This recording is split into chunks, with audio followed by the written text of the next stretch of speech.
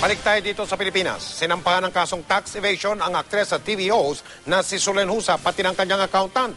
At dahil yan sa umano'y hindi tamang pagbabayad ng buwis. Nagulat ang aktres dahil ayon daw sa taong pinagkakatiwalaan niya sa usapin ng pera, nasa ayos daw ang lahat ng kanyang bayarin. Bukod kay Solen, dalawang negosyante ang kinasuhan din. Nakatutok si Victoria Tulad. 6.65 million pesos. Ito raw ang halagang hindi idineklara ni Solen Yusaf sa kanyang kabuang kita noong 2011. Dahil dito, nagsampa ng tax evasion case ang Bureau of Internal Revenue o BIR sa Department of Justice laban sa TV host actress. Ayon kay BIR Commissioner Kim Henares, 6.73 million pesos lang ang idineklarang gross income ni Yusaf para sa taong 2011.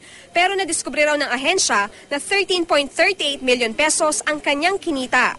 As a consequence thereof, the total tax liability we are running after her for is 3.6 million for taxable year 2011.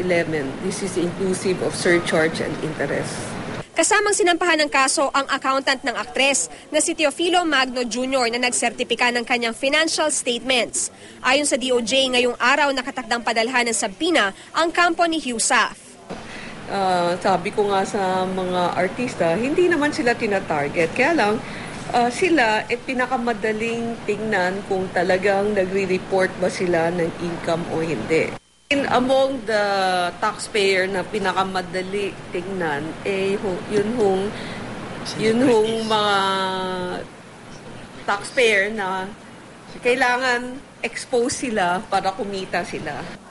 Sinusubukan namin kunin ang panig ni Yusaf pero tumanggi muna siyang magkomento. Pero sa kanyang post sa Twitter, sinabi ni Yusaf na ikinagulat niya ang nangyari dahil tiniyak daw sa kanya ng mga pinagkakatiwalaan niyang mga tao na tama ang paghawak nito sa kanyang financial matters. Ayusin daw niya ang problema. Giit niya, pinalaki raw sila ng kanyang mga magulang na gawin ang tama. May parusang 1 hanggang 10 taong pagkakakulong ang tax evasion, hindi pa kasama ang mga multa. Mari namang umapela ang aktres. Paalala ng BIR sa taxpayers, kumuha ng mapagkakatiwalaang accountant at huwag nang hintayin pa ang April 15, deadline ng pagpa-file ng income tax return para di na maabala. Siguraduhin nyo, pag nagbabayad kayo through your accountant, magbayad kayo through check.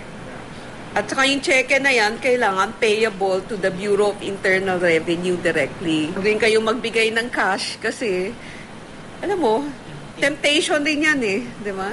Maaring ibulsa yan ng mga inutusan mo.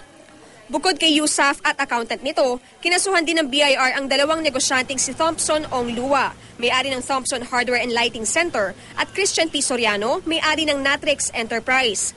Ayon sa reklamo ng BIR, umabot daw ng 61.16 million ang tax liability ni Lua mula sa kanyang negosyo para sa taong 2008 at 2009.